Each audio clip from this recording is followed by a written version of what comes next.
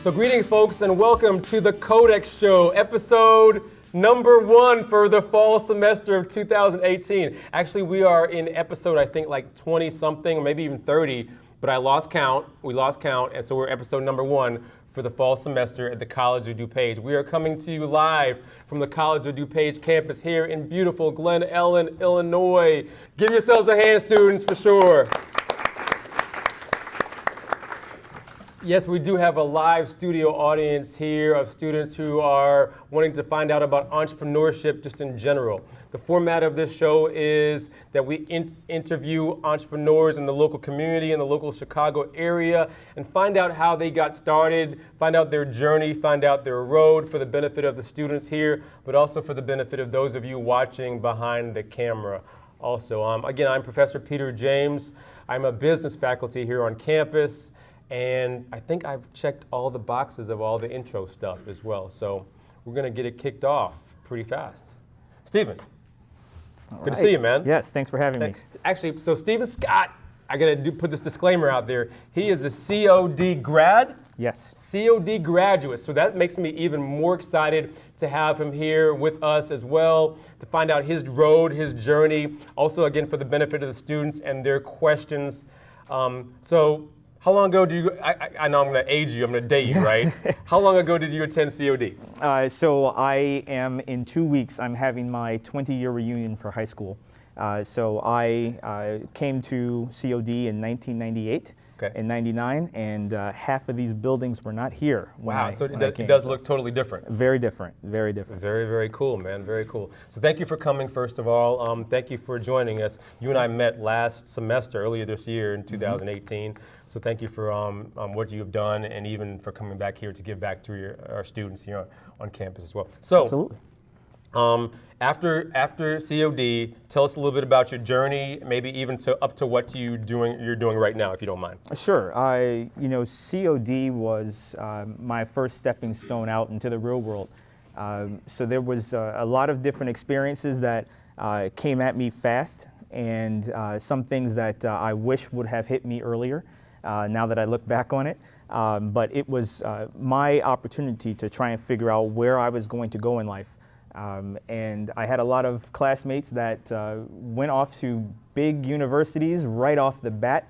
And now that I look back, I say, maybe you should have went to College of DuPage and got a little help first. And so I am thankful for the opportunity that I had to do this when I could.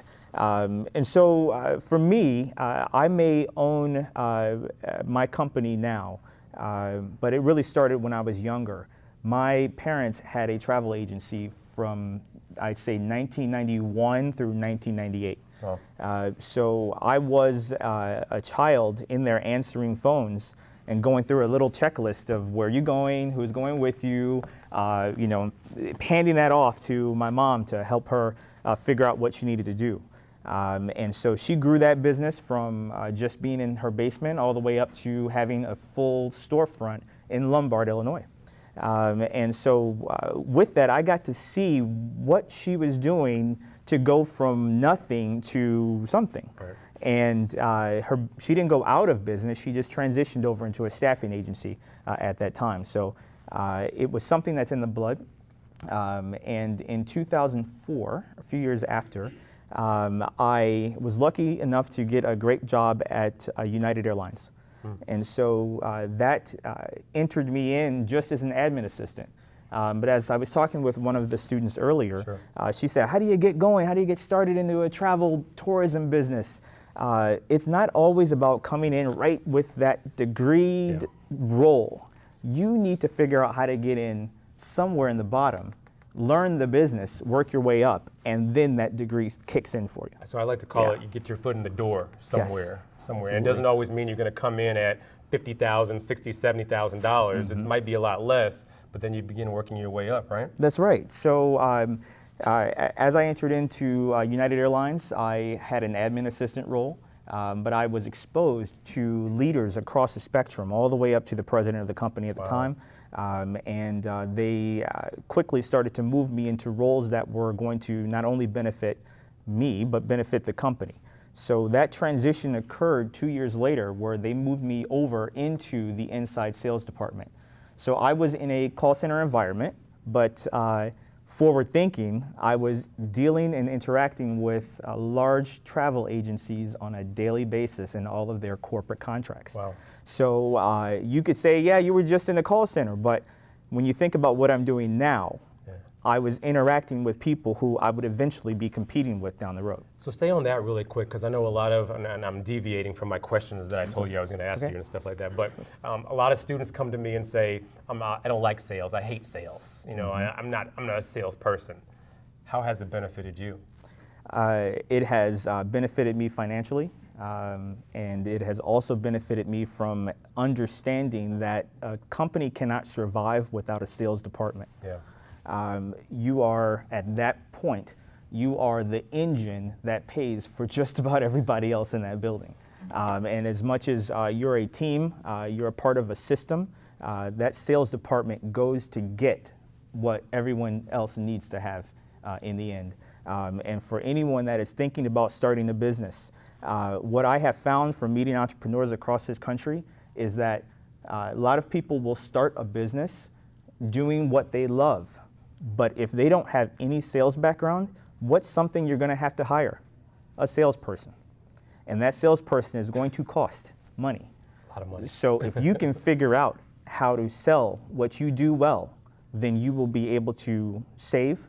You will also learn more about who your target customers are, which is something you and I were just talking about. Yep. But it will also help you to survive when you're just trying to make it, and that's something I'm sure we'll talk about soon. So United Airlines did you well, and you left there eventually. Yes. Where did you head to after there? So from United Airlines, I got promoted 4 times while I was at that company throughout 4 years. Wow. My experiences within the worldwide sales division helped me get experience with people in the marketing side of things, individuals that were based in South America and in Africa and Europe. And so those connections ended up doing very well for me because one of the senior managers who indirectly worked for the company went to work for Royal Caribbean. When he got a great new job there, he called me and he said, "Steven, I need you to come down here and teach everybody else how to sell." Wow. And so I basically said yes before we hung up the phone, and then I went to ask my wife, who's back there in the corner. That's the wrong order. I know, right? That's the wrong order, dude. But considering it was the dead of winter, Sure. and someone's calling me to say, "Hey, would you like to move to Miami?" and I've got a great job, it was yes right off the bat. Right. But it continued the journey into travel. So once you take a step like that, you start to understand that this is the path I'm going to take. And it has been incredibly valuable for me because I then went from understanding about the corporate side of travel and the contracts and the hard nitty-gritty travel that no one really likes, to then transitioning over into a company where everyone traveling is there to have an amazing time. It's a completely different world. Every department's having a great time except for the customer service response department. Right. So with those 2 experiences, I was able to, from a tourism side, get 2 very different experiences together, and Sure. one was corporate and one was leisure. And that experience has been incredibly valuable for us now, because if someone asks me, what are your customer types? I can clearly define this type of customer is who we're trying to attract, but I can also handle this type of customer so that I am not pigeonholed into any specific type of business. So now you've got the background from United Airlines, Royal Caribbean, and now you're thinking, okay, what made you want to go ahead and take that crazy leap, into the entrepreneurship, into the small business world? So that is a great question, because it was always there with my wonderful mother always telling me, Right. "Son, you can do something one day. If you don't have your parents in the background pushing you, you got to figure out who else is going to help me and circle around me and help me push." So obviously I'm incredibly motivated myself. Sure. But the major change occurred when I got promoted at Royal Caribbean to then handle New York City marketing, not marketing, but New York City sales. Wow. So that position then put me in contact with over 500 travel agencies in New York. Wow. So my role was to grow the sales and marketing in Manhattan, Brooklyn, Bronx, Nice. and Staten Island.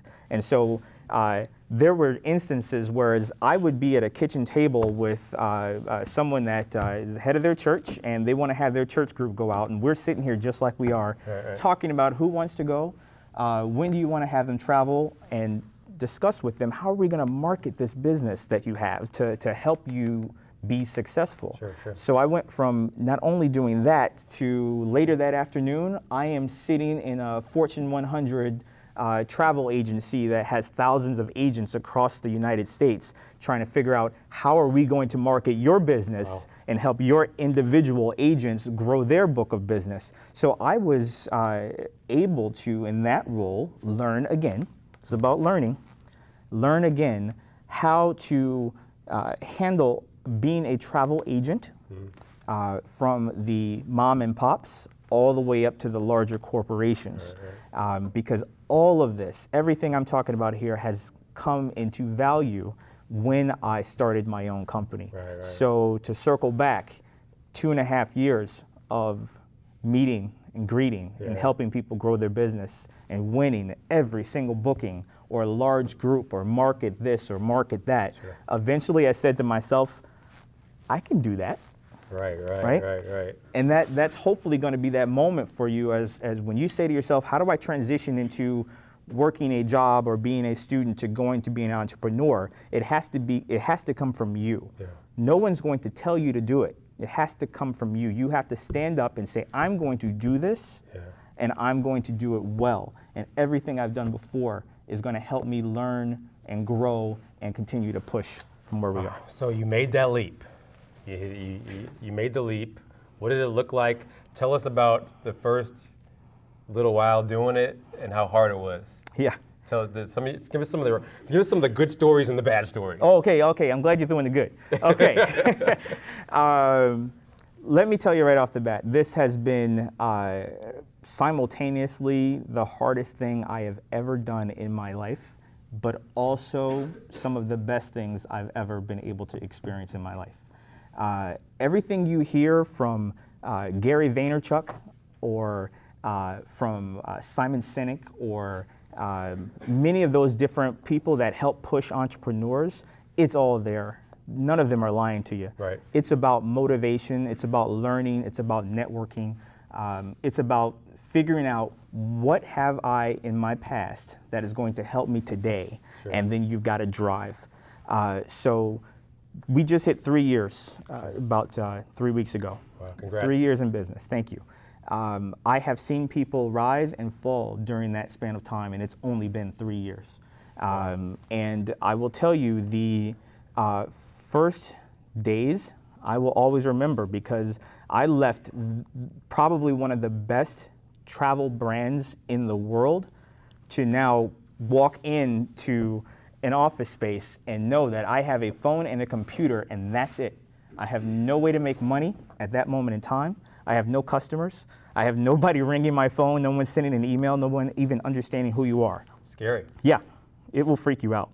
But I will tell you that as long as you understand that every day is going to be hard, but it is a building block towards your future, you will continue to push.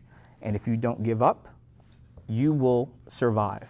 Wow. And so that's what was all circling through my head. And a year into it, I had great ups, I had great downs. Sure. 2 years into it, the ups got bigger, the downs got deeper. So the roller coaster got high. Yeah, it's like you went from Kiddieland. I think you guys are too young for Kiddieland. Anybody remember Kiddieland? Oh, thank you. All right, I went from Kiddieland to Great America like that. Wow. Okay, but what I will tell you is good things that have happened is that we have grown our revenues from 0 to just over $500,000 in annual revenue. we have been able to, I'll tell you personally, my wife, who has been in the travel business for years, she now works for the company. Wow, that's a big step. It's a major step. It's huge, yeah. So there are positives and negatives to that, but the absolute positive is that it's no longer her getting up, getting the kids ready, making breakfast, and going off to work for the man. She now is a part of the process and has control over her day. Yeah. She has control over her day, her week, her month, which is incredibly important for a family and a business to have autonomy and control over the situation. So listen, I've been hogging up all the questions, folks, and I know some of you got some burning questions out there. So don't be bashful. Give me one or two good questions or bad questions for Stephen here, if you don't mind. Who's got one? Yes. What was like the most difficult thing you had to deal with when you were starting your company? When I was starting, or between now and when I started? Both. Okay, all right. The most difficult thing is expanding the company before it was ready to be expanded. So what that means is that you can get that big new account and revenues go up. And you say to yourself, I can't handle the amount of work that's coming at me now because I am successful. But if you don't have your accounting together, and I'm being completely straight with you, if you don't have your accounting together to understand that, yes, you are making more than you made before, but can you handle the amount of revenue and steady revenue that you need to keep to be able to employ someone? That is the biggest heartache I've had. The high was being able to bring in people who you needed. The low was having to let them go when you determine that, wow, I'm successful, but I'm not that successful. So that was painful, but it was a learning. It was something you don't understand unless you were in the HR or payroll department at a large company. Sure. So, and if I would have been in that payroll department at a large company, I probably would have never started my own business because I was, wasn't in that realm. So there are things that that is a major learning thing, and I would like to recommend to all of you. Accounting is so important to your business, understanding your taxes, understanding the bookkeeping, because that is core to your company, and understanding, are you successful or not? And that's something I've been able to start to overcome from the Small Business Administration. I've been accepted, and I'm in right now the Emerging Leaders Program with the Small Business Administration. Thank you very much. The accounting, I have to piggyback on that also. The accounting classes that you guys have available to you now, that some of you are running away from, that you think it's math, gotta have it. Gotta have it to be successful in life, for sure. A question based on something you said, I'm thinking about scaling and growing, but is there ever a right time or a wrong time to get a big business like that, a big account like that? Because my mind says you take it, and even though you can't support it, you learn along the way doing it and make the necessary adjustments. Or do you turn it down knowing that you feel like you can't do it? What is your take on that? Awesome question. The year one, year two me said, take the account, take whatever you can get, because if you don't take it, you can't eat tomorrow.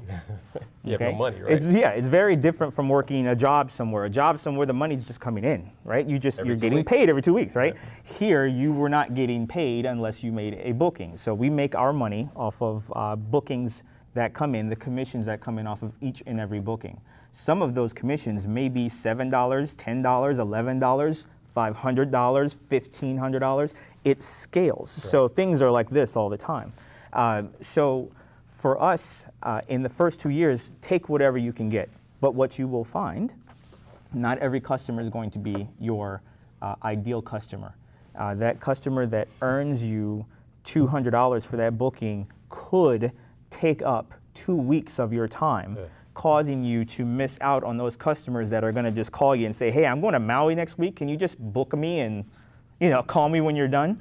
That type of customer could take you a couple hours and you just made $500. Sure. But if the other customer was taking up all of your time because they are calling you 5 times a day, they are referring to their husband and wife and changing plans, and 2 weeks have gone by, you're going to miss all of those great customers. So whether it's a manufacturing you're going in or building a clothing company or whatever that might be, you have to eventually and hopefully quickly determine your niche and determine where, what type of customers you're going to, one, attract, and two, keep. And you should not be afraid. You're going to be. But you should not be afraid to charge someone what you are worth, and then also not be afraid to send customers packing if they are not being valuable to your business as much as it's going to hurt. Wow. Wow. Yeah. So to give you an example, if Tesla calls me right now and says, that's probably a bad example. If a company the size of Tesla calls us right now and says, we want to start booking with you on Monday, all of us in the room are probably saying, take it. Okay, Tesla probably needs an army of travel advisors to be able to handle the technology that needs to happen, the amount of advisors that are going to be handling changes and updates and all of those different things. How do I manage that on day one, on Monday? I'd have to run out and hire enough employees to handle that account. Now, what if I hire those employees and we lose the account a month later because we couldn't handle it? You've got a problem. So one of the questions you asked me a few minutes ago, you said, oh, you take a big account, small account? We've determined that our target customer from a corporate side is between 25 to 100 employees. If someone calls me with 1,000, 2,000 employees and half of them are traveling, I would have to figure out a way to turn them away. So who do you do? What do you do with them? Do you send them to a friend or another company that you're aware of that maybe you have a relationship with, or what do you do? So there's always ways to handle it without handling it. So we would work partnership with a much larger company so that we can be able to split those commissions in some sort of way. Yeah. Like you always say, it's a way to get a cut. But then you also you got to figure out how do you get a cut without selling yourself short. Absolutely, yeah. So similar to do you sell your company now for $500,000 and then they end up being a $2 billion or $1 billion company down the road?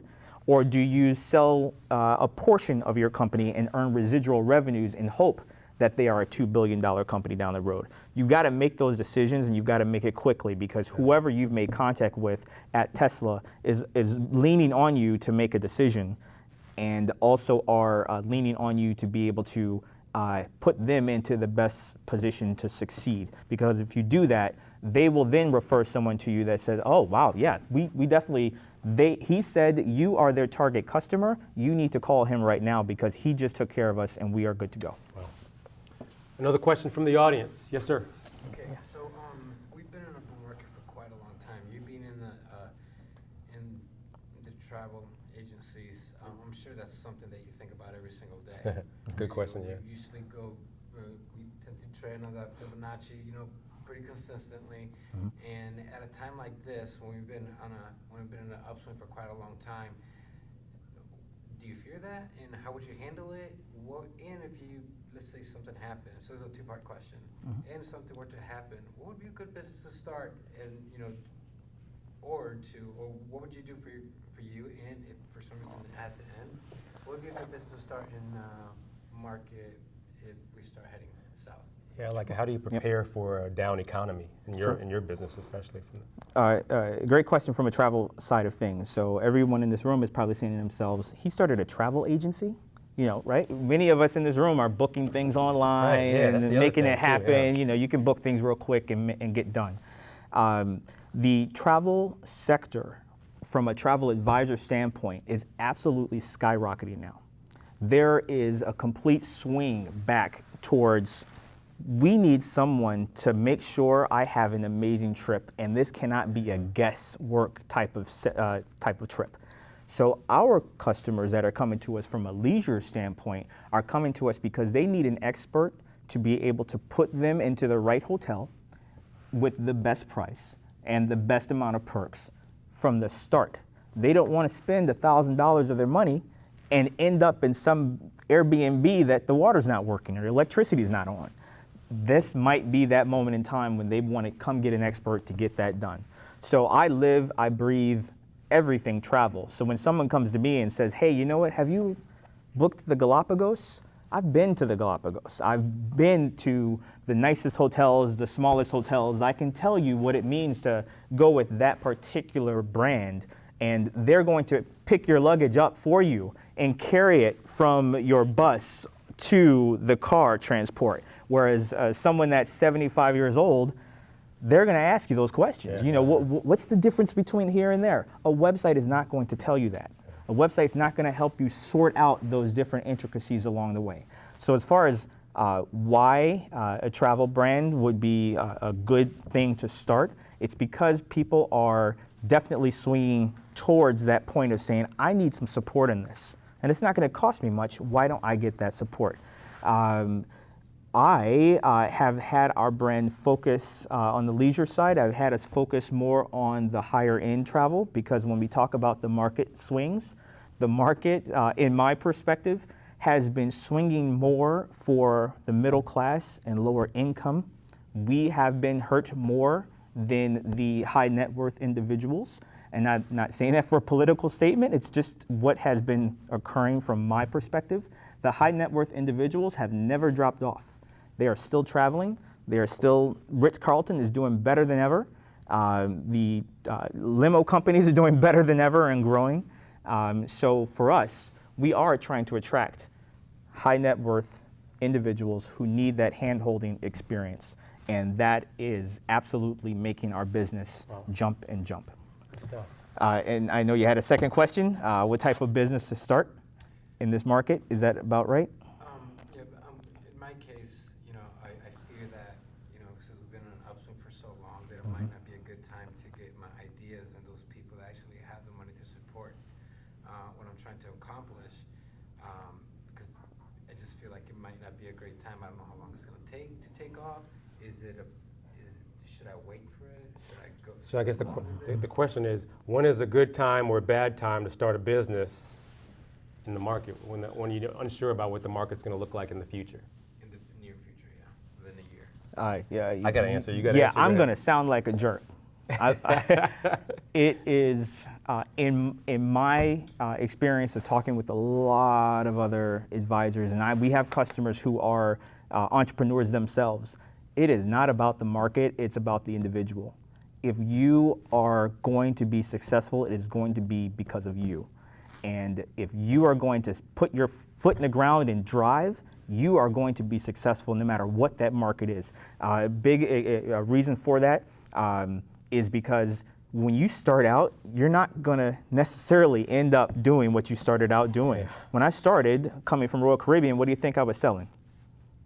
Boat rides. Cruises, right? Now cruises is 25% of my revenue. I never imagined that we'd be handling the Columbus Blue Jackets, or we'd be handling music studios with rap artists and bands and DJs. That was not even on my radar. The reason we are successful is because I and the people that work with me are driving and figuring out what path do we need to take, and we're trying to figure out how do we succeed and sustain with whatever we are trying to do. And my dad always told me, he said, son, it doesn't matter if you are a garbage man or you're a grocery store attendant or whatever it is, you have to determine how to be the best garbage man ever. You have to figure out how to be the best, whatever you're trying to do, be the best at it and you will be successful. So the jerk in me is saying, it's not about the market, it's about you. If you give up, it's over. That's good stuff. That's it. That's good. I'll piggyback on that. You know, the sign for the Entrepreneurship Club says, get paid for your passion. If you're passionate about what you do, it's not like work, right? So then you dive in even harder despite what's going on around you, and you'll figure out a way to make money because you love it so much. Mm-hmm. But when you start doing stuff just for the money, you think about down and up and down economies more, you know? Yeah, so Another good question. luck. Yeah, Good luck. Good questions Good as luck, well, yeah. too. More questions, I have a question. please. Yes. When did you decide that it was time to leave your company? Mm-hmm. Of course, keeping in mind that you left a lot of benefits and you probably got a good check to start off a business, and then I want to know the amount that you started off with, if it's something you can disclose. Sure. Like when you know Yeah. that you feel that you have enough money to start a business. And the Yeah. benefits. Compared to what you Mhm. left Mhm. with a company that not only gave you benefits, Right. gave you a paycheck. Sure. Going into a spot there was no benefits possibly, right? Right. While you were saying that, my wife was crossing legs and twitching while you were saying that because yes. So just to generalize, I left a 6-figure salary, full health insurance, full dental, retirement funds, everything.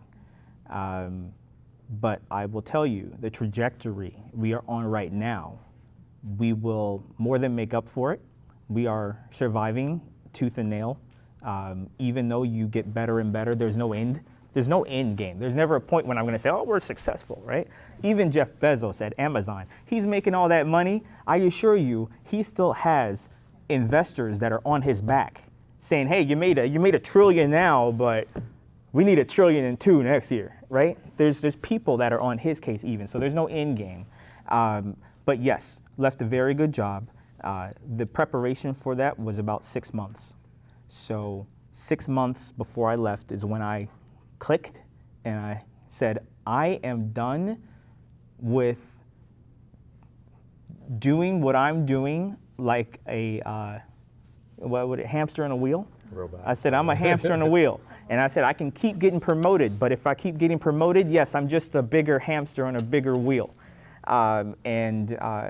6 months of preparation. In that time, I created a brand, which is Travel Hub 365.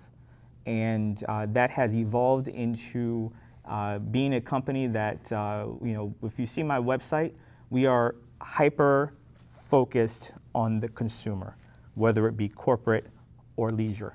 And that means we are providing them with services that it's going to be hard for them to get otherwise.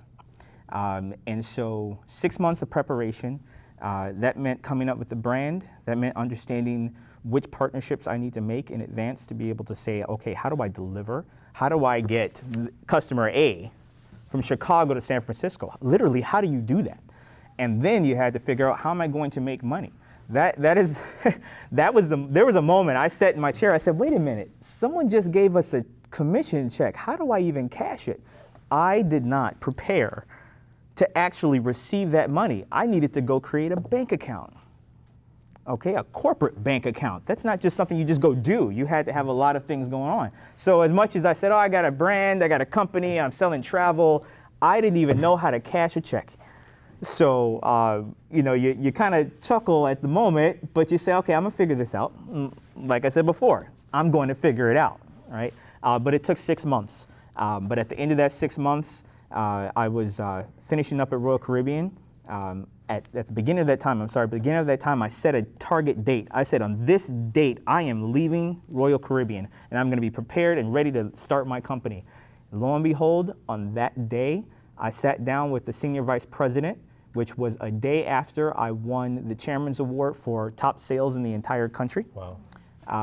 And I said to her, I am ready to make this leap, and here's my plan. And I believe that my plan was so well that she said, Stephen, we're going to give you 6 months severance to go do what you need to do because you've been successful for us and you have done what you need to do to be prepared. And now we have been a top producer for not only her and her territory, but we've done pretty well thanks to that support. But if you're going to leave something, don't leave and just say, I'm out. Give yourself some time to really understand what you're going to do and how you're going to do it, because everything else that comes after that, you will be unprepared for, and it will be all about what did I do beforehand to at least get me to this point so that I can go from here rather than from here. And I'll even jump on that one too. If you were going to be doing something totally different than what you're doing now on your full-time gig, you might want to start even a little side hustle to get the momentum going, right? Because he stayed in the same industry, so he was kind of a little bit better off than some of us who may be going in a totally different direction and trying to make that leap. It's not as advisable as it would be for someone like him who did it a little bit differently as well. And if I can add, those 2.5 years of visiting those travel agencies and having those short meetings or long meetings or whatever it was, I got to learn what's working, what's not working. I got to then understand that when we came on and we're at this 3-year mark, I can think back and say, what was Susie doing then? Or what was company B doing at that point? Or were they successful when they put the billboard in Times Square? Yes, I put a billboard in Times Square, but I was able to look back and see what was working, what was not working, because that was my job.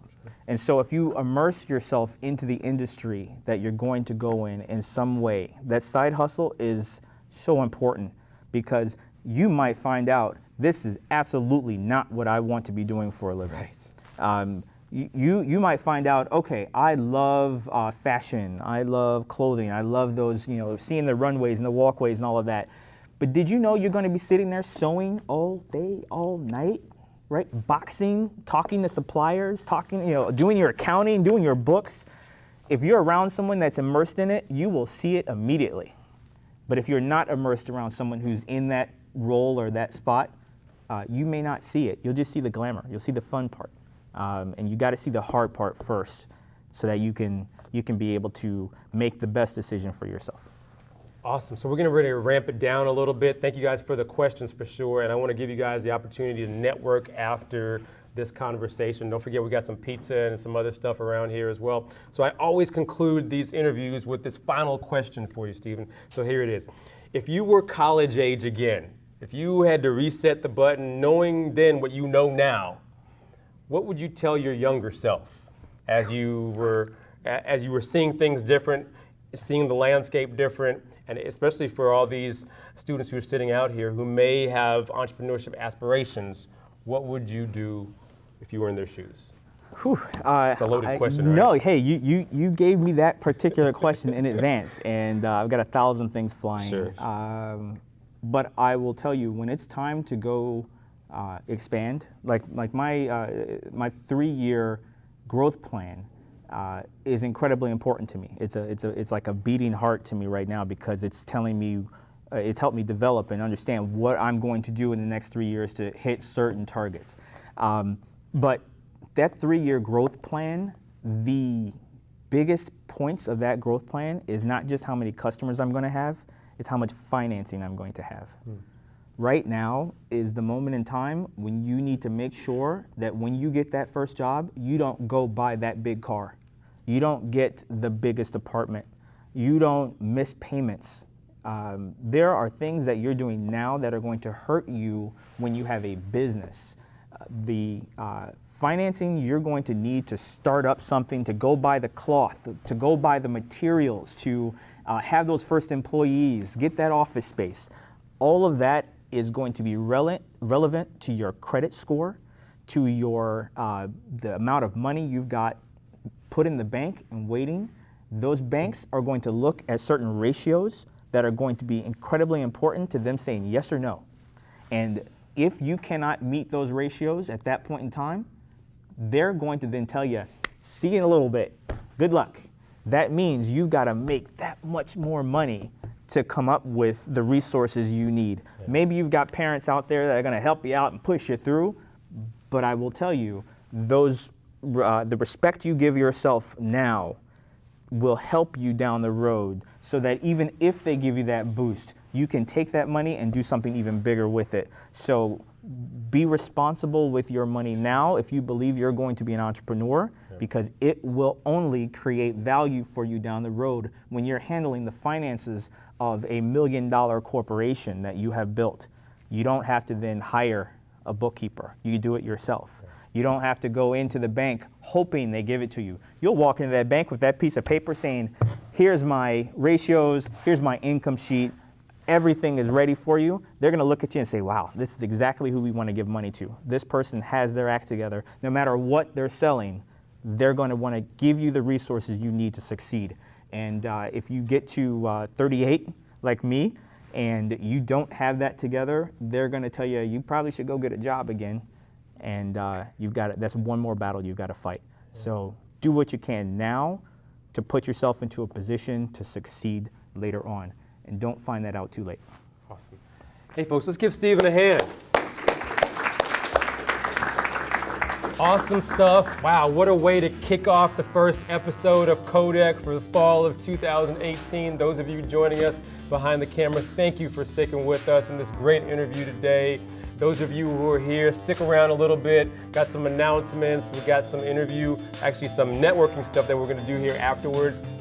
And we look forward to seeing you at the next episode of the CODEC Show. Thank you.